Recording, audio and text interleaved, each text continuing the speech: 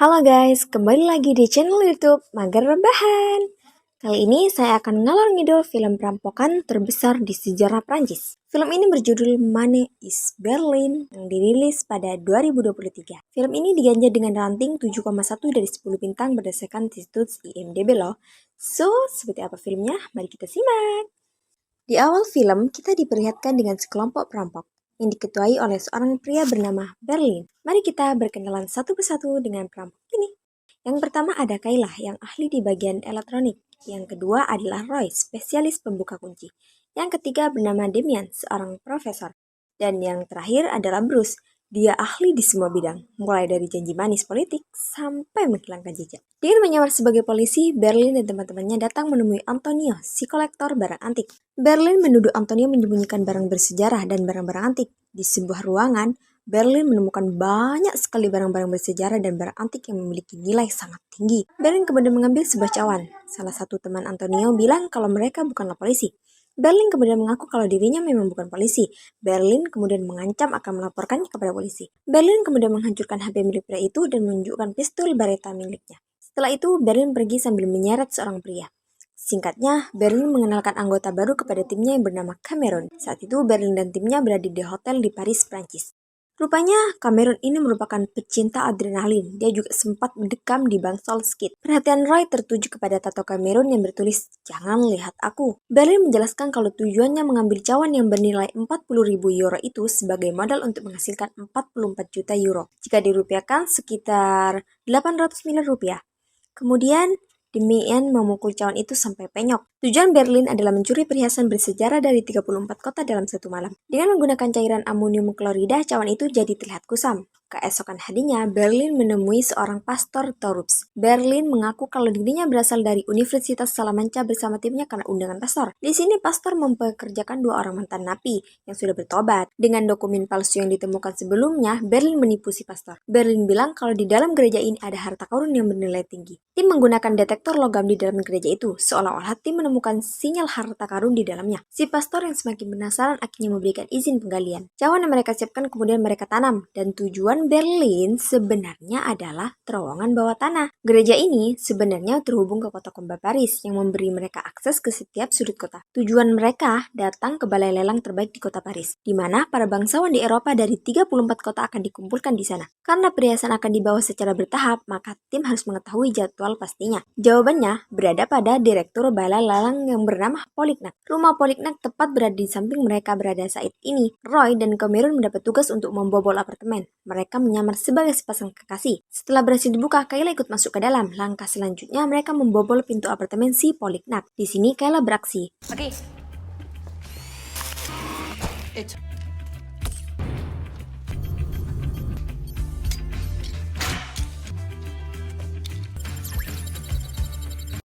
Kayla meretas sistem keamanan untuk mendapatkan kodenya. Saat masuk ke dalam, mereka tidak menduga kalau ada anjing di dalam apartemennya. Untungnya anjing itu hanya ingin bermain. 12 kamera pengintai dipasang untuk mendapatkan jadwal pengirimannya. ¿Te llega la señal?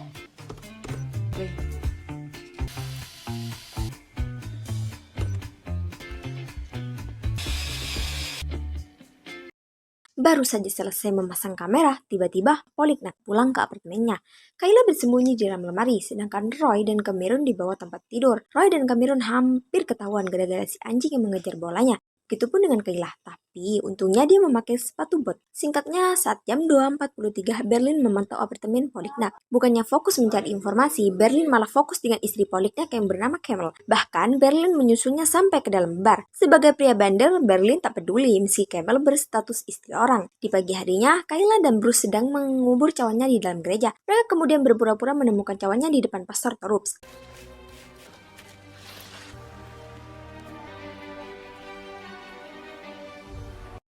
Sementara di sisi lain, Berlin mendekati Camille. Berlin berpura-pura membawakan buku kegemarannya. Bahkan, Berlin bisa menebak dua lagu kesukaan Camille. Tak hanya itu, Berlin juga berpura-pura bertemu teman lamanya. Tapi, salahnya Roy malah kokteru dulu. Alhasil, Camille menduga mereka adalah pria pelangi. Sementara di gereja, pastor meminta Demian untuk meminjamkan cawannya. Pastor ingin membawa ke Spanyol untuk ditunjukkan kepada dekan di universitas di sana. Demian mencoba untuk menolaknya.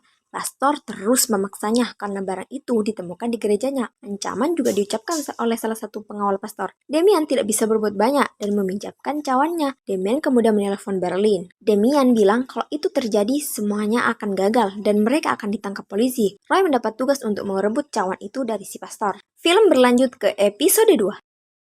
Roy dan Cameron bekerja sama untuk merebut cawannya di si pastor. Sementara Berlin malah sibuk merayu Camel. Singkatnya, Roy dan Cameron mulai melancarkan aksinya. Dan inilah yang terjadi.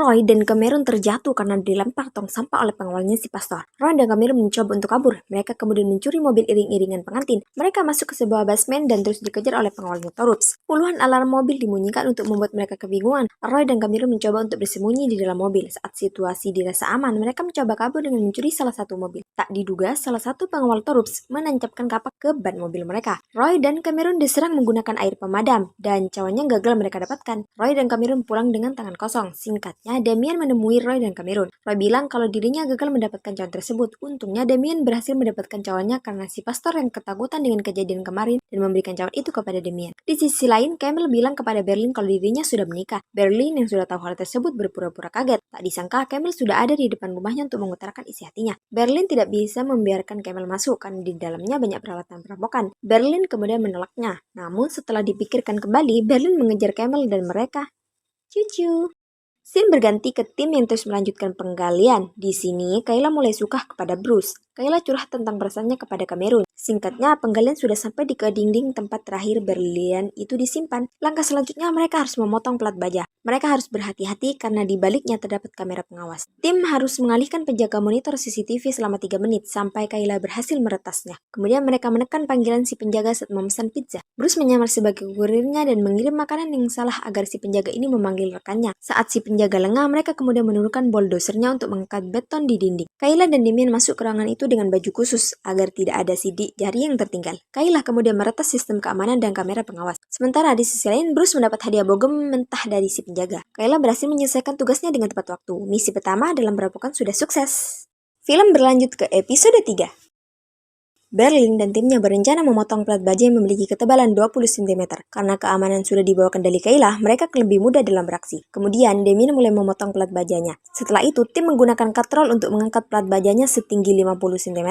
Celah ini cukup digunakan tim untuk masuk ke dalam berangkas beberapa hari lagi. Sementara di sisi lain, Berlin sedang berkencan dengan Camel. Camel kemudian memberikan segiringannya kepada Berlin. Berlin kemudian memasukkan ke saku bajunya. Camel kaget saat melihat suaminya berada di sana. Berlin beralasan kalau dirinya merupakan seorang maklar seni. Untungnya Polyknex percaya. Sementara di sisi lain, Bruce mendapat masalah. Motor yang disewanya saat mencuri cawan ditagih pemiliknya. Jika Bruce tidak mengembalikannya, polisi akan segera menangkapnya. Terlihat Berlin malah asik berdoa dengan Camel di kamar hotel. Tak lama Polyknex menelpon Camel. Polyknex berhasil menemukan bukti perselingkuhannya di dalam laptopnya. Tanpa diduga, Camel tidak mau meninggalkan suaminya. Dan dengan mudahnya, Polyknex malah memaafkannya. Dengan marah, Berlin menyuruh Roy untuk menyiapkan bahan kimia, aseton, dan pemutih untuk membuat klorofon karena Berlin ingin melenyapkan si Polyknex. Film berlanjut ke episode 4.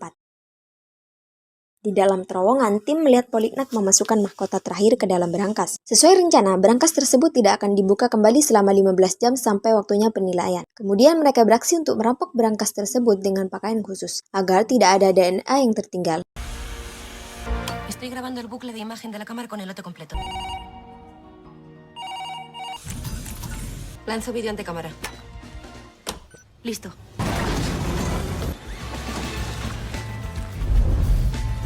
Preparados para entrar en la cámara, Kayla.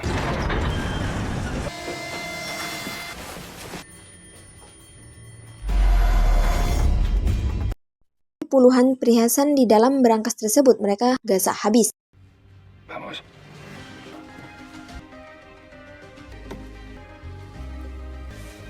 Joya 56. Joya 59. Namun, masalah mulai muncul. Damian kecewa kepada Berlin karena Berlin selingkuh dengan istri Damian. Menurut Damian, tindakan Berlin dapat membahayakan tim dan terjadi sedikit keributan di sana. Pues te contienes. Les voy a vivir. Un ególatra enfermo. Polignac yang berada di luar seperti melihat sesuatu. Meski kamera keamanan tidak memiliki masalah apapun, karena Polignac akan melihat bagian belakang berangkas, tim segera menutup besinya. Setelah semuanya aman, mereka kembali melanjutkan aksinya. Semua perhiasan digasak habis, dan mereka masuk ke tahap pembersihan. Singkatnya, Berlin mengajak Roy untuk masuk ke apartemen Polignac. Berlin kemudian membius Polignac yang sedang tertidur. Sementara di sisi lain, tim mulai mengelas plat bajanya dan mengecatnya seperti semula. Beberapa kamera yang disimpan di rumah Polignac diambil. Roy mengingatkan Berlin kalau klorofon bukan bagian dari rencana, dan seperti perkataan Demian, perselingkuhan mereka membahayakan timnya. Tapi Berlin malah memarahi Roy karena baru-baru ini Roy merampok di pom bensin. Berlin membawa mantel Polignac dan membawa mobilnya untuk dibawa ke rumah pribadinya. Tujuannya agar perampokan ini seolah-olah dilakukan oleh Polignac. Tim kemudian meninggalkan seluruh peralatan di balik tembok yang mungkin akan ditemukannya beberapa abad kemudian. Sementara di sisi lain, Berlin mengembalikan mobilnya dan meletakkan kuncinya di tempat semula. Kemudian tim kembali ke hotel untuk membersihkan jejak mereka di sini. Bruce meminta bantuan Kayla karena paspor palsunya tertinggal di rental motor. Dia tidak mau kalau dirinya diidentifikasi polisi sebagai kriminal. Tapi Bruce tidak mau Cameron tahu tentang apa yang mereka lakukan. Kemudian mereka beralasan akan pergi kencan. Namun kepada Roy mereka bilang akan menggunakan kamar hotelnya. Alhasil, Roy masuk ke kamar Cameron. Roy berniat tidur di sana. Cameron penasaran, kenapa Roy tidak pernah melepas sarung tangannya. Setelah Roy membukanya, Cameron melihat satu persatu tato di tangan Roy. Karena gabut, mereka memutuskan untuk menyudahi adrenalin dan menghiraukan peringatan Berlin untuk tidak membuat masalah. Sedangkan Kayla dan Bruce berhasil masuk ke kantor tempat rental. Kayla menyalakan komputer untuk menghapus datanya Bruce. Rupanya ada petugas keamanan yang sedang berjaga. Kayla beralasan sebagai admin pembantu, sementara admin lamanya sedang cuti. Ternyata Bruce bersembunyi di bawah meja sambil menghadap anunya Kayla. Karena komputernya error, petugas ingin membantu Kayla untuk mereset ulang. Alhasil, mereka ketahuan. Film berlanjut ke episode 5.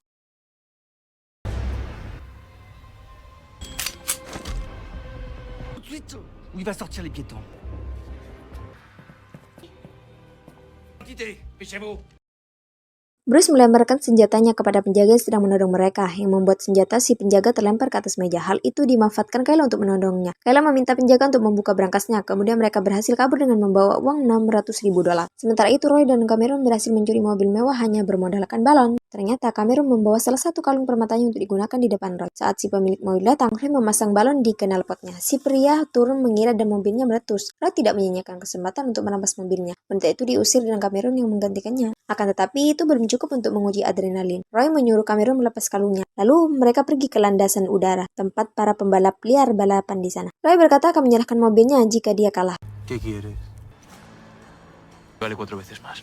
Cameron berdiri atas mobil dengan sepatu yang dibaut dan sangat menguji adrenalin keduanya, dan perlombaan pun dimulai.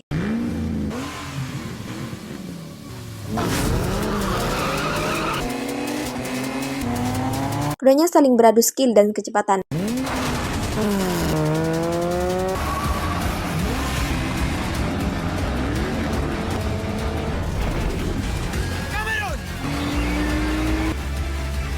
Namun Cameron meminta Roy untuk berhenti karena dia teringat dengan masa lalunya. Akhirnya Roy pun kalah dan menyerahkan mobilnya. Roy membawa Cameron ke pesawat yang ada di pinggir dan tiba-tiba Cameron mengeluh kedinginan. Cameron bercerita tentang masa lalunya yang membuat dia masuk ke rumah sakit jiwa karena cinta. Sewaktu itu Cameron saat masih SMA dia tergila-gila dengan salah satu band dan menjalin kisah asmara dengan vokalisnya. Seperti biasa yang awalnya manis tiba-tiba menjadi pahit seperti kisah cinta saya. Karena cinta Cameron yang begitu besar, akhirnya dia depresi sampai membakar rumahnya dan karena itulah dia masuk ke rumah sakit jiwa. Namun Roy punya rencana baru yang lebih beradrenalin agar bisa menghibur Cameron dengan cara menerbangkan pesawat walaupun Roy sama sekali tidak bisa menerbangkannya. Dan Roy mengendarai pesawat tersebut dengan kecepatan 100 km per jam sampai ke ujung landasan. Roy mematikan bensinnya untuk menghibur Cameron. Akan tetapi timbul masalah baru karena kalung Cameron hilang. Scene beralih ke seorang detektif yang sedang menyelidiki kehilangan puluhan perhiasan mewah yang bernilai hampir 1 juta triliun. Sebagai direktur balai lelang, Polignac dijemput aparat kepolisian sebagai tersangka utamanya. Di sisi lain, tim berpencar dimulai dari Bruce dan Kayla yang menyamar jadi pendaki. Permatanya disimpan ke dalam tas ranselnya dan mereka menaiki bus agar terhindar dari pemeriksaan polisi. Giliran selanjutnya, Roy dan Cameron kabur bersama Demian dan menyamar jadi satu keluarga untuk membawa perhiasan hasil curiannya. Sementara Berlin mengatur peralatan mereka yang akan dibawa pergi oleh pengusaha kargo sewanya. Saat di rumahnya, Camille dikejutkan dengan polisi yang sedang menggeledah rumahnya. Polisi membawa berangkas suaminya untuk penyelidikan. Inspektur menunjukkan rekaman CCTV waktu Polignac membawa mobilnya jam 1 malam meskipun dia yakin sedang tertidur pulas. Polisi telah menemukan barang bukti yakni satu perhiasan dan berian kecil hasil curiannya di sofanya. Kiel menceritakan kejadian yang menimpa suaminya kepada Berlin. Kesempatan ini dimanfaatkan Berlin untuk menghasutnya agar percaya kalau Polignac adalah kriminal.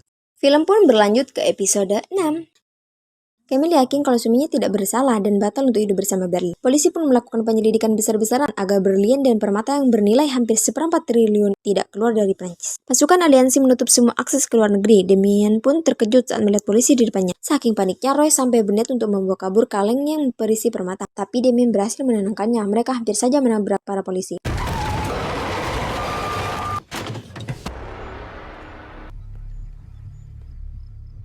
Petugas menyuruh mereka memperlihatkan dokumen. Damien mengaku istrinya baru saja meninggal. Polisi pun menggeledah mobil mereka dan menemukan kendi yang berisi abu jenazah. Sesuai peraturan, polisi melarang membawa abu jenazah karena berbahaya dan menyebabkan kontaminasi. Damien pun disuruh membuka kaleng makanannya. Cameron langsung kabur membawa abu jenazahnya.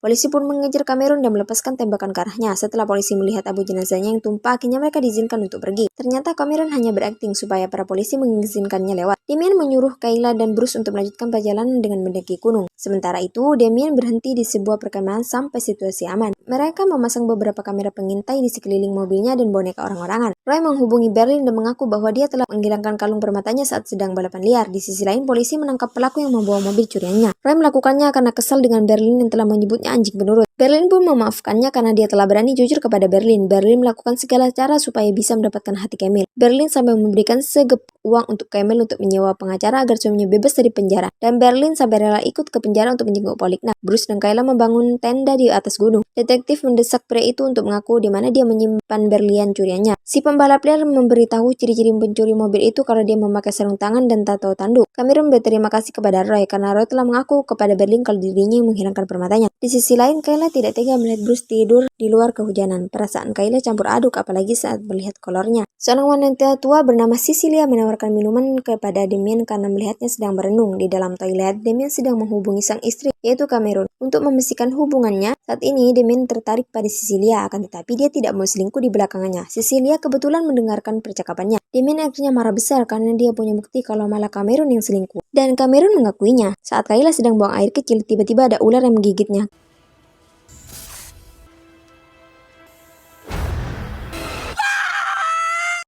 Kayla langsung berteriak. Bruce dengan sigap langsung menghampiri Kayla dan membawanya ke rumah sakit. Seorang agen Europol bernama Alicia membantu detektif Leville untuk mengungkap kejahatan perampokan tersebut dalam sejarah Eropa. Film pun berlanjut ke episode 7. Bruce berlari untuk menyelamatkan Kayla. Alicia mendatangi berangkas di TKP perampokan. Menurut analisanya, Polignac hanya dijadikan kambing hitam oleh perampok sebenarnya. Karena itu, dia layak dibebaskan. Camille dan Berlin pergi ke penjara untuk meminta persetujuan Polignac. Karena Camille menyewa pengacara menggunakan uang pinjaman dari Berlin. Polignac menyambut baik walaupun dia tahu kalau Camille selingkuh dengan Berlin. Tiba di pinggir jalan, Bruce bermaksud mencegat truk, namun yang berhenti sebuah mobil polisi. Damien mendapatkan lampu hijau dari Cecilia untuk menerima cintanya setelah tidak sengaja mendengar pembicaraannya dengan Cameron. Dan setelah itu, mereka pun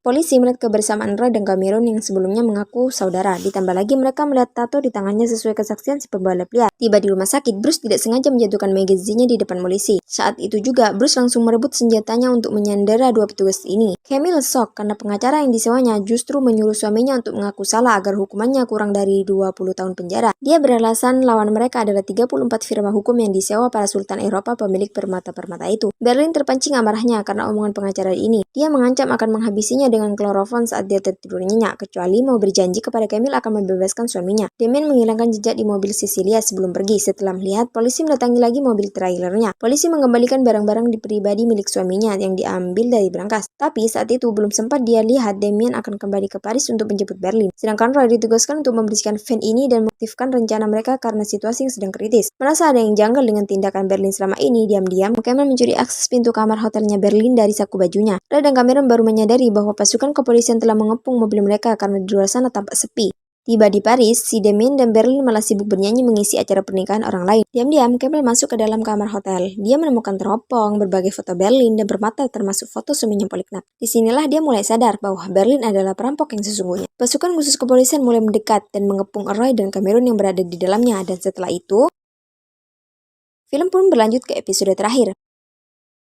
Pasukan khusus kepolisian melepaskan tembakan beruntun ke arah mobil. Namun ternyata di dalamnya sudah kosong karena Roy dan Cameron sudah kabur melalui terowongan rahasia. Mereka gunakan robot dan pengeras suara agar polisi percaya mereka masih berada di dalam mobil. Sebelum menyerah diri, Roy minta waktu 5 menit untuk memikirkannya. Sementara itu, Bruce membawa Kayla yang berangsur pulih dan 2 orang polisi yang mereka jadikan sandera. Alicia mulai ragu dengan gerakan megafon yang terlihat kaku dengan cara dan kecepatan yang sama. Dia masuk ke dalam mobil dan ternyata tidak ada siapapun di dalamnya. Mereka temukan jalan terowongan bawah tanah di mobil ini. Pengejaran dilakukan kepolisian, sedangkan Roy dan Cameron sudah tiba di sebuah lokasi. Setelah melihat truk dengan penutup plastik, Roy menyuruh Cameron membeli lem tembak. Di sisi lain, polisi menemukan bekas kamera mengintai di kamarnya Poliknak. Mereka yakin pelakunya tinggal di hotel, tepat di seberang rumah direktur bala lelang itu. Ternyata Roy memotong sebagian penutup plastik dari truk lain untuk mereka bersembunyi di atas atap truk yang sama. Camille mengatakan kepada sahabatnya yang bernama Susie bahwa Berlin lah pelakunya. Kemudian dia melihat barang-barang pribadi milik suaminya yang dikembalikan polisi. Ternyata ada banyak foto Poliknak dengan wanita lain dan seorang bayi. Bukti ini menunjukkan suaminya telah selingkuh. Sebelum kabur, Berlin dan Damien melenyapkan seluruh barang bukti dan peralatan mereka yang ada di dalam kamar hotel. Menyadari seluruh aparat kepolisian Prancis sedang memburu mereka, Roy membawa sanderanya ke sebuah pelabuhan. Mereka dimasukkan ke dalam kapal lalu disuntik dengan obat bius. Sementara Roy mencari kapal untuk pelarian mereka. Kayla menenggelamkan mobil polisinya ke dasar laut. Roy dan Cameron mengangkat tubuh mereka saat polisi menggeledah mobil booknya.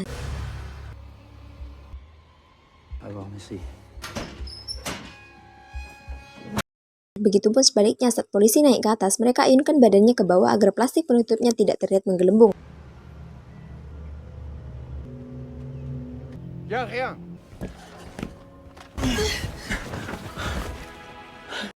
Akhirnya mereka berdua berhasil lolos. Tim gabungan tiba di hotel untuk menangkap Berlin dan Damien. Berlin menghubungi Kayla untuk meretas CCTV hotel. Sempat terjadi hambatan karena posisi kapal berada di lembah, jadi sinyalnya kurang maksimal. Tim kepolisian sudah bersiap masuk ke dalam kamar. Setelah kamera CCTV berhasil diretas, Berlin dan Damien kabur melalui lorong laundry.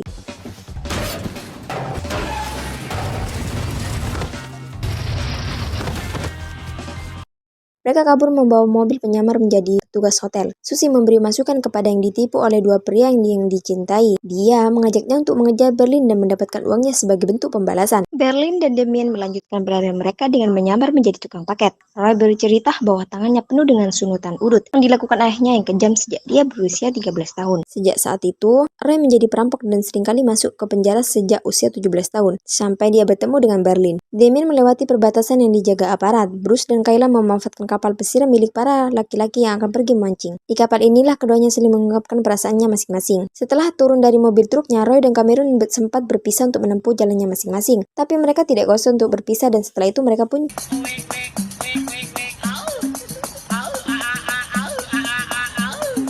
Setelah kabur menggunakan motor ekspedisi, Berlin dan Damien dicegat aparat yang melakukan blokade. Mereka dilanjutkan pelariannya dengan menggunakan sepeda gunung hingga 4 hari lamanya, dari satu puncak ke puncak lainnya, hingga akhirnya mereka tiba di lokasi pertemuan. Kawanan perampok ini berhasil lolos meninggalkan Prancis dan kembali ke Spanyol.